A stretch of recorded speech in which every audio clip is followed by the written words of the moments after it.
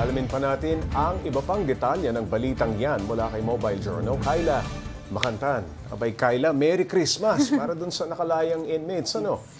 Dahil lang ba sa naipon nilang good conduct time allowance kaya pinalaya itong 100 na ito o meron dyan na hindi naman? Oo. Pops J, malaking factor lang no itong GCTA. Actually doon sa 102 na nakalaya, 99 yung nakalaya dahil dito sa kanilang nalikom na GCTA. Yung dalawa, anong yung iba talagang palaya na sila next year, mga January. Ang ginawa lang ng judge, pinaaga para talaga masakto na sa Pasko at bagong taon, makasama na nila yung kanilang mga pamilya.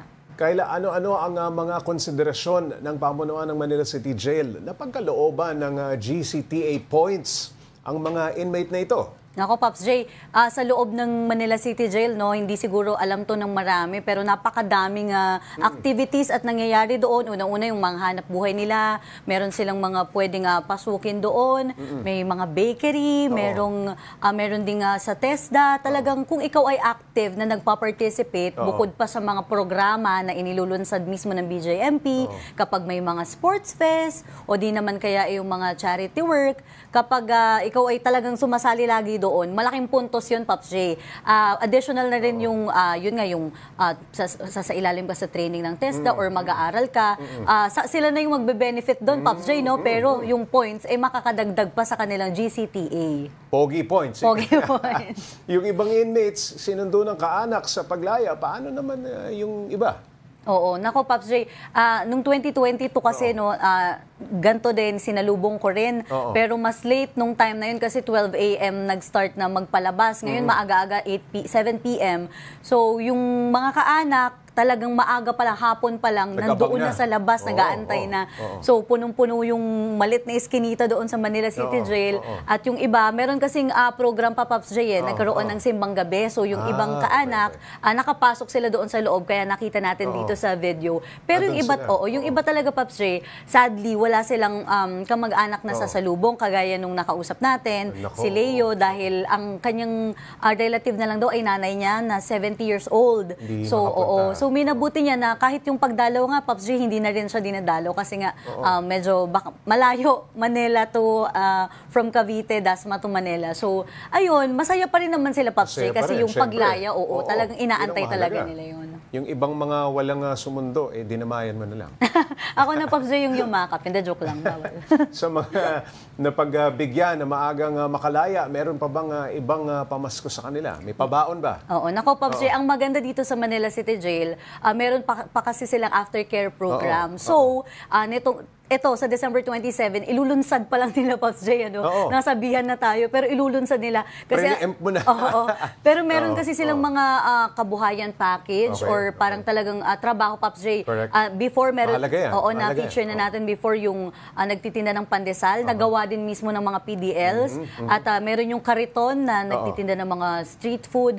So, yun naman, Pops J, yung mga yun ay sa ilalim pa sa mahabang proseso kung sila ba ay deserving na mapagkalooban nun. Pero, since nabanggit ko na sumasa-ilalim nga sila sa mga training, sa TESDA, magkakaroon, Pops J, ng mga referral. So, halimbawa, sila ay marunong sa housekeeping, i-refer sila mismo ng BJMP sa mga kilalang mga hotels. Yes. Okay, anong reaksyon ng pamilya ng mga nakalayang inmates? Oo. Nung nasaksihan ko, Pops J, talagang hindi sila masyado nagsasalita, more on niyakap nila yung kaanak nilang PDL, at talagang lumuluha. Yun yung napansin ko talagang, kasi ano din, Pops J, tiyaga din na may mahal ka sa buhay na nakakulong dahil hindi biro yung rules, yung oras mo nagugugulin para pumunta doon, talagang effort, at yung security kasi, Pops J, mahigpit until now.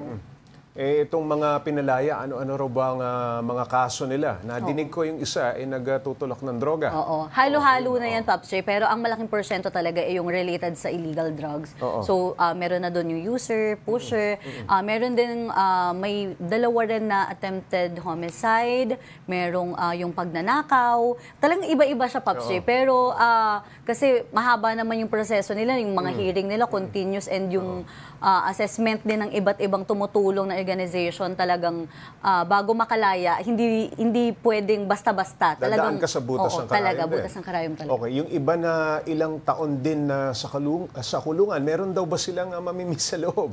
Nako, Pops J, yung may natanong Yung samahan tayo, siguro. no? Oo, yung bukod doon, hindi kasi nila, parang kasi talagang masaya sila, Pops J, nalaya na eh. Parang natatawa sila. Pero may ilan na nagsabi na yung pagkain daw, miss nila. Kasi siguro nakasanayan na, Pops J, sa tagal, no?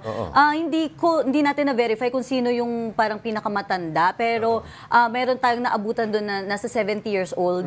So, inaalalayan naman siya. And may sumundo naman. Yun yung kagandahan, Pops J. Yung mga nabawasan ang sentensyang kulong dahil sa GCTA, paano kung makulong ulit? Pwede ba ulit sila mabigyan ng GCTA? Matutoktokan May sila take ni two ba Warden, yun? oo.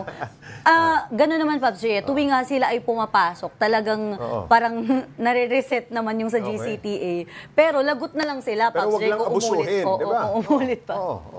Alright, maraming salamat, Mobile Journal, Kyla Makantan.